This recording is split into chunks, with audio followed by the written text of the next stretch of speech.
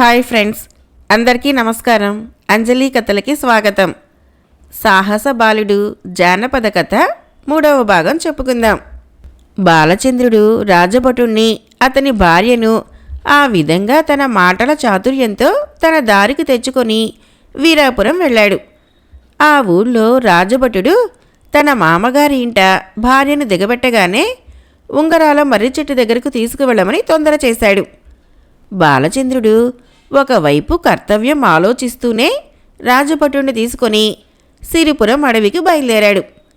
ఆ అడవిలోకి చేరిన తర్వాత కొంత తడవు అటూ ఇటూ వెదికి, అన్నా, ప్రస్తుతం నా మనస్సు వికలంగా ఉండటం వలన ఆ మర్రి చెట్టు ఏ దిశలో ఉన్నదో గుర్తు తెలియటం లేదు. ఈ దినమంతా వెతికితే కానీ దాని జాడ తెలుసుకోవటం కష్టం. అదీ కాక చెరసాలలో బడలిక చెంది ఉన్న నేను మీ వెంట నడిచి నడిచి అలసట చెంది ఉన్నాను. కాబట్టి కొద్దిసేపు విశ్రాంతి తీసుకున్న తర్వాత మర్రి చెట్టును వెతుకుదాం అన్నాడు. రాజభటుడు బాలచంద్రుడి మనస్సుకు వ్యతిరేకంగా తాను ఏ మాట చెప్పినా అతడు బాధపడతాడేమోనని భావించి అందుకు అంగీకరించాడు. ఆ తర్వాత వాళ్ళిద్దరూ ఒక చెట్టు క్రింద పడుకున్నారు.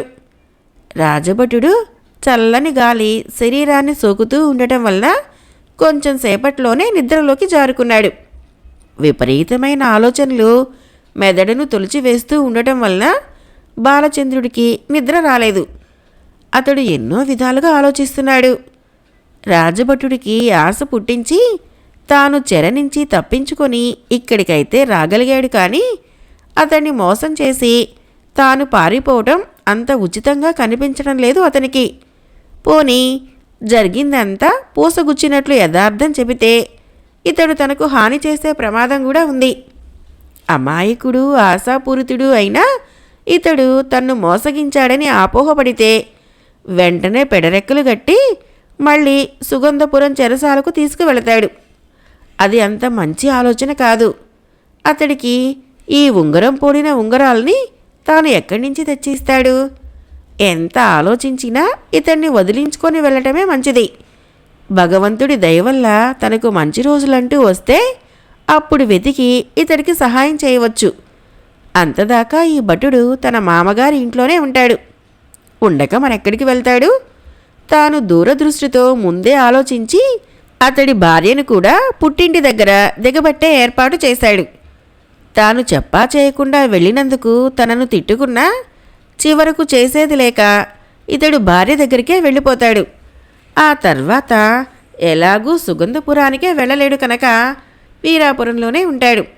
తన అవసరం కోసం రాజభటుణ్ణి వాడుకున్నా అతడికి ఉగ్రసేనుడు భయం లేకుండా చేసినందుకు కొద్దిగా సంతృప్తి పడిన తర్వాత బాలచంద్రుడు తాను అక్కడి నుంచి పారిపోవటానికే నిశ్చయించుకున్నాడు. మరికొంతసేపటికే రాజభటుడు గుర్రు పెడుతూ నిద్రిస్తూ ఉండటం చూసి బాలచంద్రుడు మెల్లిగా లేచాడు. నిద్రిస్తున్న అతడి అమాయకత్వపు ముఖాన్ని కొద్ది క్షణాలు జాలిగా చూసి అక్కడి నుంచి అడుగు పక్కకు వేశాడు. చెట్ల చాటున నడుస్తూ పొదరిళ్ల చాటుకు తప్పుకుంటూ ఒకవేళ హఠాత్తుగా ఆ రాజభటుడు నిద్రలేస్తే తనను వెంబడించడానికి వీలుకాని విధంగా ప్రయాణిస్తూ కొద్దిసేపట్లోనే బాలచంద్రుడు ఆ అడవి దాటుకున్నాడు. బాలచంద్రుడు దారి తెన్ను లేకుండా ఆ విధంగా అడవిలో పడి ప్రయాణం చేస్తూ ఉండగా ప్రొద్దుకుంకింది. అప్పటికే అతడు 2 అడవులు దాటాడు. 3వ అడవి కూడా చివరికి వచ్చేసింది. ఆ అడవి దాటితే ఏదో ఒక పట్టణం వస్తుందని, ఆ పట్టణంలో కొద్ది రోజులు గడిపితే ఏదైనా తనకు మంచి జరిగే అవకాశం ఏర్పడవచ్చునని అతడు భావించాడు. అక్కడికి దగ్గరలో ఉన్న ఓ కొలను గట్టున కొన్ని ఫలవృక్షాలు ఉండడం చూసి అక్కడికి వెళ్ళాడు. అతను అక్కడ పళ్ళు కోసుకొని కడుపు నిండా తిని కొలనులోని మంచినీళ్లు తాగి గట్టు మీద పడుకున్నాడు. పగలంతా నడిచి రావటం వలన అతడి శరీరం బాగా అలసిపోయి ఉంది. అందువల్ల చల్లని గాలికి వెంటనే నిద్ర పట్టింది. అతడు అలా ఎంతసేపు నిద్రపోయాడో కానీ ఉన్నట్లుండి తాను నిద్రించే చెట్టు దగ్గర కోలాహలం వినిపించేసరికి అతను ఉలిక్కిపడి లేచాడు. అల్లంత దూరాన కళ్లకు మిరిమిట్లు గొల్పుతున్న ఒక దివ్యమణి కిరణపుంజాలను నలుదిశలకు వెదజల్లుతూ ఉండగా కొన్ని పిశాచాలు వాటి చుట్టూ కూర్చొని ఉన్నాయి. పిశాచాలంటే బాలచంద్రుడికి మొదట్నుంచి భయం లేదు. అందువల్ల అతడు నిర్భయంగా వాటి దగ్గరికి వెళ్ళాడు. అంతకుముందు తనకు ఉంగరం దొరికేటట్టు చేసిన పిశాచాలు కంటికి కనిపించలేదు. కానీ ఇప్పుడు ఈ పిశాచాలు తెల్లని దుస్తులు ధరించి అందమైన స్త్రీల ఆకారాల్లో కనిపిస్తున్నాయి. బాలచంద్రుడు ఆ పిశాచాల దగ్గరికి వెళ్ళి, మీరు మళ్ళీ ఇక్కడ దాపురించారా? ఆనాడు దయతలిచి విడిచిపెట్టాను. ఇప్పుడు మిమ్మల్ని విడిచేదే లేదు. నాకు పిశాచాల మంత్రాలు కూడా తెలుసు. అదీకాక ఆంజనేయ స్వామి నా దైవం. నేను తలుచుకుంటే ఆ స్వామి ఇప్పుడే ఇక్కడ ప్రత్యక్షమవుతాడు అని వాటిని బెదరగొట్టబోయాడు. ఆ పిశాచాలు అతన్ని తేరపారా చూసి, ఓహో, ఈ మానవుడు ఆ దినం మన రత్నావళి ఉంగరాన్ని లాక్కుపోయినవాడే. మనం ఇతన్నే వెతుకుతున్నాం. ఆడబోయిన తీర్థం ఎదురైనట్లు ఇతడే మన దగ్గరికి వచ్చాడు అంది ఓ పిశాచం సంతోషంతో. ఆ మాటలకు తక్కిన పిశాచాలు ఆనందంతో అతన్ని చుట్టుకున్నాయి. ఒక పిశాచం అతన్ని చూస్తూ, అయ్యా, మీకు చాలా పుణ్యం ఉంటుంది. దయచేసి మా వెంట మా నివాసానికి వచ్చి మా చెల్లిని కాపాడండి. ఆమె ఇప్పుడు ప్రాణాపాయ స్థితిలో ఉంది అని చెప్పింది. బాలచంద్రుడు ఆశ్చర్యంతో ఆ పిశాచి మాటలు విని, ఏమన్నావు? నీ చెల్లి ప్రాణాపాయ పరిస్థితుల్లో ఉందా? ఆమె దగ్గరకు నేను రావాలా? ఎందుకు అని అడిగాడు. ఆనాడు సిరిపురం దగ్గర ఉన్న అడవిలోని రావి చెట్టు దగ్గర మాకు తటస్థపడింది నువ్వే కదా అడిగింది ఒక పిశాచం. అవును, నేనే. మీరు మరో పిశాచాల గుంపు అనుకుని అలా మాట్లాడాను. ఊరికే మిమ్మల్ని భయపెట్టడానికి అలా అన్నాను. కానీ నిజంగా మా ఊరి రావి చెట్టు దగ్గర నాకు తటస్థపడిన పిశాచాలని నాకు తెలియదు. అసలు మీరు అక్కడ నాకు తటస్థపడకుండా ఉండి ఉంటే ఆ ఉంగరం నా చేతికి చిక్కేది కాదు. దానివల్ల ఇన్ని ముప్పులు నాకు ఏర్పడేవి కావు అన్నాడు బాలచంద్రుడు. ఏమిటి? ఆ ఉంగరం వల్ల మా స్నేహితురాలికే కాకుండా నీకు కూడా ముప్పు ఏర్పడిందా? అదేమిటో చెప్పు, క్షణాల మీద తొలగిస్తాం అంది ఇంకొక పిశాచి. ఆ విషయం తర్వాత చెప్తాను. ముందు మీ స్నేహితురాల సంగతి చెప్పండి. ఆమె వేలికి ఉన్న ఉంగరం నేను లాక్కుంటే ఆమెకొచ్చిన కష్టం ఏమిటి? ఉంగరానికి ఆమె జీవితానికి ఏదైనా సంబంధం ఉందా అని అడిగాడు బాలచంద్రుడు. ఉంది. ఉండబట్టే నీకోసం మేమంతా గాలిస్తున్నాము. ఆ ఉంగరం పోవటంతో మా స్నేహితురాలు ఇప్పుడు తన మహిమ శక్తులు పోగొట్టుకుని మామూలు మానవ కన్య అయింది. అందువల్ల ఆమె ఎక్కడికి మాలా రాలేదు. ప్రస్తుతం మా రత్నావళిని మా నివాసంలోనే ఉంచి మేమంతా నిన్ను వెతికి ఆమె దగ్గరకు తీసుకువెళ్ళటానికే బయలుదేరాము అన్నది మొదటి పిశాచం. ఆమె దగ్గరికి నన్ను తీసుకువెళ్ళటం ఎందుకు? ఆ సంగతి మా రత్నావళే చెబుతుంది. ఆమె పిశాచం కాకముందు ఒక పెద్ద పూర్వకథ ఉందట. ఆ విధంగా ఆలోచిస్తే మా అందరికీ కూడా ఉన్నాయనుకో. మా రత్నావళి తన పూర్వకథను నీకు వివరించి నీ వల్ల తన జీవితాన్ని బాగు చేసుకోవాలనుకుంటుంది. అమ్మా, నేను ఇప్పటికే తల మునకలైన కష్టాల్లో పడి సతమతమవుతున్నాను. నేను మీకోసం ఏం చేయటానికి వెనుకంజ వేయను. అయితే దుర్మార్గుడైన సుగంధపుర రాజు మీ స్నేహితురాల దగ్గర నుంచి నేను సంగ్రహించిన ఉంగరాన్ని కాజేసి నన్ను నా తల్లిదండ్రులను ఖైదు చేశాడు. ఎలాగో తంటాలు పడి నేను మాత్రం కారాగృహం నుంచి తప్పించుకుని వచ్చాను. ప్రస్తుతం నా మనస్సు చాలా వికలంగా ఉంది. ఇప్పట్లో నేను మీ స్నేహితురాలికేం చేయగలను? అవన్నీ మా నివాసానికి వెళ్ళిన తర్వాత ఆలోచిద్దాం. పదండి. మిమ్మల్ని చూసేదాకా నిద్రాహారాలు కూడా స్వీకరించినని మా చెల్లి పంతం పట్టింది అంటూనే ఆ పిశాచి తన వాళ్ళందర్నీ చూస్తూ, మనం వెంటనే ఈ మానవ కుమారుడితో కలిసి మన నివాసానికి వెళ్దాం. కళ్ళు మూసుకోండి అంది. ఆ తర్వాత పిశాచాలన్నీ బాలచంద్రుణ్ణి చుట్టుకొని అతడితో కలిసి అక్కడి నుంచి మాయమైపోయాయి. పిశాచాల నివాసంలో బాలచంద్రుడికి చక్కటి మర్యాదలు జరిగాయి. మానవులకు హాని చేయని పిశాచాలు కొన్ని ఉన్నాయి. వాటి వల్ల అయితే మంచి పనులు చేస్తాయి, లేకపోతే ఊరుకుంటాయి. అంతేకాని చెడు చేయవు. వాటిని దేవతా పిశాచాలు అంటారు.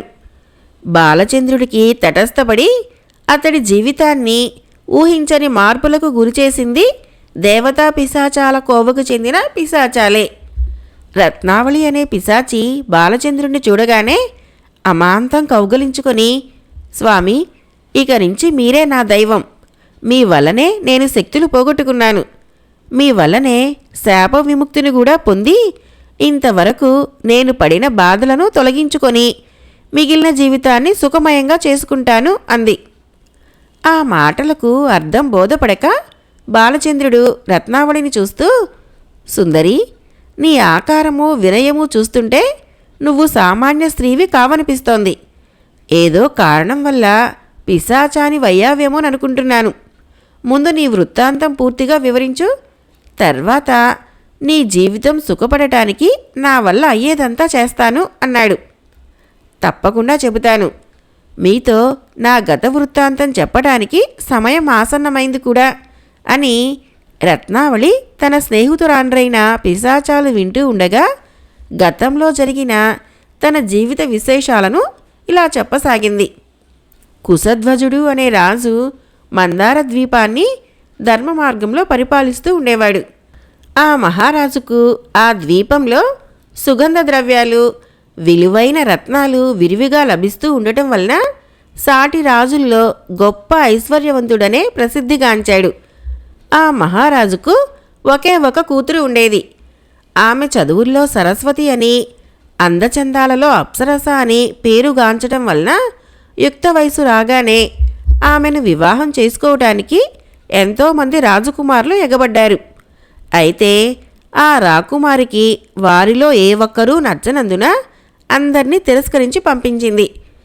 ఒకే ఒక్క కూతురు కావటం వలన అల్లారు ముద్దుగా పెంచుకుంటున్న ఆమె తల్లిదండ్రులు కూతుర్ని ఏ విధంగానూ కష్టపెట్టకుండా సమయం వచ్చినప్పుడు తనకు నచ్చిన వరుణ్ణే ఆమె నిర్ణయించుకుంటుందిలెమ్మన్న భావంతో ఉదాసీనత వహించారు.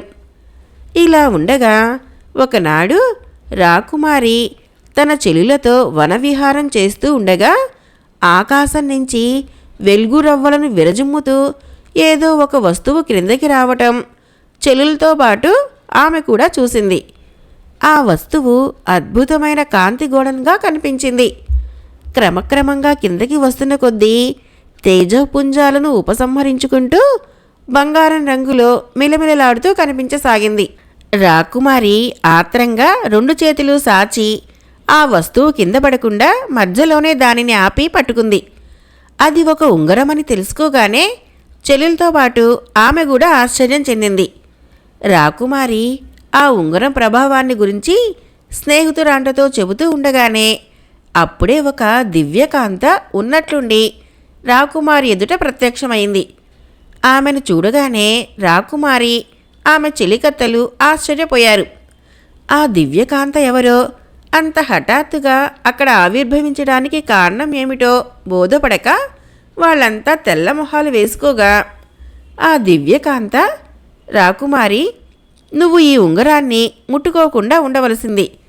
తెలియక పొరపాటు పని చేశావు. దీనివలన ఉత్తరోత్తర నీకు కొన్ని కష్టాలు ఏర్పడవచ్చు అంది. రాకుమారి తెల్లబోతూ, అమ్మా, నువ్వెవరివి? ఈ ఉంగరాన్ని ముట్టుకోవటం వలన నాకు కష్టాలు ఎందుకు కలుగుతాయి? నా వల్ల ఏదైనా అపరాధం జరిగి ఉంటే మనస్ఫూర్తిగా మన్నింపమని కోరుకుంటున్నాను అంది. మన్నింపు కోరవలసిన మహాపరాధం నువ్వేమీ చేయలేదు. ఇది తెలియక చేసిన అపచారం. అయినా అనుభవించక తప్పదు. ఈ ఉంగరాన్ని అవివాహితులైన కన్యలు ముట్టుకుంటే అందువల్ల కొన్ని కష్టాలు ఏర్పడతాయి. ఆ తర్వాత దీనిని నేను మళ్ళీ ధరించకూడదు. మా తండ్రి గారు నాకు ఈ ఉంగరాన్ని నా వివాహ వేళలో బహుకరిస్తూ పై విధంగా శాసించారు. నేను విద్యాధర లోకానికి చెందిన ఒక దేవకాంతను.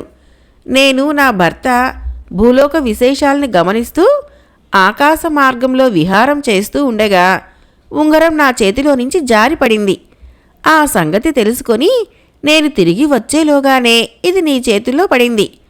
ఈ ఉంగరాన్ని ఎలాగూ ముట్టుకున్నావు కాబట్టి ఇక నుంచి ఇది నీదే. దీనిని వ్రేలికి పెట్టుకో. ముందు కీడు జరిగినా ఆ తర్వాత కొద్ది రోజులకు ఈ ఉంగరం ప్రభావం వల్లనే నీకు మంచి జరుగుతుంది. ఉంగరాన్ని మళ్ళీ పొరపాటును కూడా ఎవరికైనా ఇవ్వటం కానీ పారవేయటం కానీ జరగకూడదు సుమా. అంతేకాదు, ఇది దేవరహస్యం, ఇతరుల చెవిన పడితే ప్రమాదం, జాగ్రత్త అని హెచ్చరించి రాకుమారిని వీడ్కొని విద్యాధరకాంత ఆకాశ మార్గాన వెళ్ళిపోయింది. రాకుమారి జరిగిన వృత్తాంతం ఎవరికీ చెప్పవద్దని తన చెలికత్తెలకు ఆజ్ఞ ఇచ్చి అంతటితో వనవిహారం చాలించి ఉంగరాన్ని వ్రేలికి పెట్టుకుని అంతఃపురానికి వెళ్ళిపోయింది. ఆ తర్వాత ఆ ఉంగరం వల్ల తనకేర్పడిపోయే కష్టాలేమిటోనని ఆలోచిస్తూ రాకుమారి అంతఃపురం నుంచి బయటికే రాకుండా ఉండిపోయింది. ఆ ఉంగరం ప్రభావం ఏమీ బయటపడలేదు. అంతఃపురంలో ఉండి ఉండి విసుగెత్తిన రాకుమారి ఒకనాడు తన చెల్లెలతో కలిసి మళ్ళీ వనవిహారానికి బయలుదేరింది. అది వసంతకాలం కావటం వలన చెట్లు చిగిర్చి ఎక్కడ చూసినా రంగురంగుల ఆకులతో పువ్వులతో శోభాయమానంగా ఉన్నాయి. చల్లని పిల్లగాలులు ఆ వనమంతా పరిమళిస్తూ పర్యటిస్తున్నాయి. ప్రకృతి శోభకు ఆనందిస్తూ రాకుమారి చెలులతో ఆడుతూ పాడుతూ స్వేచ్ఛగా విహరిస్తూ ఉండగా ఒకచోట ఆమె పాదం క్రింద మట్టి పక్కకు తొలగిపోగా ఆమె పాదం ఒక ముని తల మీద పడింది. ఆ హఠాత్ పరిమాణానికి విస్తుపోతూ రాకుమారి కాలు పక్కకు తీసి క్రింద ఉన్న మునిని చూసింది. అప్పటికప్పుడే తన నిష్ట చెడిపోగా జటలు జటలుగా మెలితిరిగిన తలను పైకెత్తి ఆ ముని కోపంతో, ఓసి దుర్మాంధురాల, నా ఏకాగ్రతను చెడగొట్టి తపోభంగం కలిగించినందుకు ఫలితం అనుభవించు. ఇక నుంచి నువ్వు మానవ కన్యకా రూపం విడిచిపెట్టి పిశాచానివై పరిభ్రమించుదువుగాక అని భయంకరంగా శపించాడు. రాకుమారి ఆ ముని పాదాలపై బడి, స్వామి, మీరు తపస్సాధనలో ఉండగా మీ చుట్టూ మట్టి పేరుకొని ఉన్నందున తెలియక పాదం మోపాను. ఇది తెలిసి చేసిన నేరం కాదు. దయచేసి నా జీవితాన్ని నాశనం చేసే ఈ భయంకర శాపం నుంచి నన్ను తప్పించండి అని ప్రార్థించింది. ఆ ముని దివ్య దృష్టితో జరిగిందంతా తెలుసుకొని జాలిగా ఆ యువతిని చూస్తూ, పుత్రి, రాజపుత్రి, నువ్వు సకల సద్గుణ సంపన్నురాలివై కూడా నీ ప్రమేయం లేకుండానే జరిగే కొన్ని సంఘటనల వల్ల కష్టాల పాలవుతున్నావు. ఇది విధికృతం, దీనిని ఎవరూ మార్చలేరు. అయినా నా తపశ్శక్తిని ధారపోసి శాపాంతం నిర్దేశిస్తాను. నువ్వు ఇది మొదలుకొని నా శాపవాక్కు ప్రకారం పిశాచానివైనప్పటికీ నీలో పూర్వస్మృతి కదలాడుతూనే ఉంటుంది. పిశాచాలలో 2 రకాలు ఉన్నాయి. మానవులకు అపాయం తలపెట్టని దేవతా పిశాచాల స్థాయిలో నువ్వు తిరుగుతావు. విద్యాధర కాంత ఉంగరం నీ వ్రేలికి ఉన్నంతకాలం నీకీ పిశాచ రూపం తప్పదు. ఆ ఉంగరం నీ చేతికి రావటం వల్లనే నీకు కష్టాలు ప్రారంభమయ్యాయి. అయితే ఈ కష్టాలు కూడా ఆ ఉంగరం ప్రభావం వల్లనే మటుమాయం కాగలవు. కాబట్టి ఈ ఉంగరాన్ని సర్వకాల సర్వావస్థల్లోనూ నువ్వు జాగ్రత్తగా కాపాడుకుంటూ ఉండు. ఎప్పుడైతే ఈ ఉంగరం నీ చేతి నుంచి జారిపోతుందో అప్పుడే నీకు పిశాచ రూపం తొలగిపోతుందని చెప్పాను. ఈ ఉంగరం నీ ప్రమేయం లేకుండా ఏ పురుషుడు ప్రమేయం వలనో జారిపోతే అతడే నీ భర్త అవుతాడు. పిశాచ రూపం తొలగిపోయినప్పటికీ నీలో కొన్ని మానవ గుణాలు లోపించి ఉంటాయి. వాటిని పూర్తి చేసి పరిపూర్ణమైన మానవత్వం కలిగిన కన్యవుగా నువ్వు మారాలంటే నువ్వు ప్రేమించిన పురుషుడు ఒక గొప్ప ఘనకార్యం సాధించి నిన్ను కాపాడుకోవాలి. జంబూద్వీపంలోని ఉష్ణ సరస్సులోని అగ్నిపుష్పం మీద ఉన్న ఓ అపూర్వ మణిని తీసుకువచ్చి ఆ మణిని నీ జడలో అలంకరిస్తే నువ్వు సంపూర్ణ మానవత్వం పొంది జీవితంలో ఎనలేని సౌభాగ్యాన్ని సౌఖ్యాన్ని అనుభవిస్తావు. ఇక వెళ్ళు అని ఆ ముని తిరిగి కళ్ళు మూసుకున్నాడు. రాకుమారి చెల్లెలు అంతకు ముందే అక్కడికి వచ్చి ఉన్నందున జరిగిన వృత్తాంతం తెలుసుకొని విచారిస్తూ ఉండగానే ఆమెలో ముని ఇచ్చిన శాపం ఆవహించింది. వెంటనే చెల్లెలు హాహాకారాలు చేస్తుండగా పిశాచంగా మారి మాయమైపోయింది. అలా పిశాచిగా మారిపోయిన రాకుమారి ఎక్కడెక్కడో తిరిగి కొంతకాలానికి ఉత్తమ స్నేహశీలులైన ఈ దేవతా పిశాచాలతో స్నేహం చేసి అప్పటినుంచి వీళ్ళ దగ్గరే ఉండిపోయింది. ఆ రాకుమారి పేరు రత్నావళి, ఆ రత్నావళినే నేను అని ముగించింది. బాలచంద్రుడు రత్నావళి దీనగాథను వినగానే చిన్నగా నిట్టూర్చాడు. రత్నావళి స్నేహితురాండ్రైన దేవతా పిశాచాలు జాలిగా రత్నావళినే చూడసాగాయి. రత్నావళి, ఆ ఉంగరం వల్ల నేను కూడా కొన్ని చిక్కులకు లోనయ్యాను. చంద్రావతి నగర రాజైన ఉగ్రసేనుడు ఆ ఉంగరాన్ని కాజేసి నన్ను, నా తల్లిదండ్రుల్ని అనవసరంగా ఖైదు చేశాడు. నేను ఆ దుర్మార్గుడి మీద పగ తీర్చుకోవాలన్న తలంపుతో చెరసాల నుంచి తప్పించుకు వచ్చాను. సరే, వాడి సంగతి తర్వాత చూద్దాం. ముందు నీకు పరిపూర్ణ మానవత్వం కలిగించడానికి ప్రయత్నిస్తాను. ఈ ప్రయత్నంలో నా ప్రాణాలు పోయినా నేను లెక్క చేయను. జంబూద్వీపంలోని ఉష్ణ సరస్సు దగ్గరికి వెళ్ళి అగ్నిపుష్పం మీద మణిని తీసుకువచ్చి నీకు శాప విమోచనం కలిగిస్తాను. ఇది మాత్రం నిశ్చయం అన్నాడు. బళి, సాహసుడివంటే నువ్వేనయ్యా. నీ సాహసం వల్ల మా స్నేహితురాలు మళ్ళీ మానవకన్య అవుతుందనే నమ్మకం మాకు ఉంది. నీ ప్రయత్నంలో అవసరమైతే మేం కూడా చేతులు కలుపుతాం. ఎప్పుడు అవసరం కలిగితే అప్పుడు మమ్మల్ని తలుచుకో, వెంటనే నీ దగ్గరికి వచ్చి అవసరమైన సహాయాన్ని అందజేస్తాం అన్నది ఓ దేవతా పిశాచి. చాలా కృతజ్ఞుణ్ణి. అవసరం ఏర్పడితే తప్పకుండా మిమ్మల్ని సహాయం అడుగుతాను అన్నాడు బాలచంద్రుడు. ఆ తర్వాత బాలచంద్రుడు రత్నావళికి ధైర్యం చెప్పి దేవతా పిశాచాలను వీడ్కొని అక్కడి నుంచి బయలుదేరి వెళ్ళిపోయాడు. సాహస బాలుడు జానపద కథ 3వ భాగం సమాప్తం. రేపు 4వ భాగం చెప్పుకుందాం. ఫ్రెండ్స్, నా కథలు నచ్చినట్లయితే మన ఛానల్ని తప్పకుండా సబ్స్క్రైబ్ చేయండి, లైక్ చేయండి, షేర్ చేయండి, మంచి కామెంట్ చేయండి. Thank you.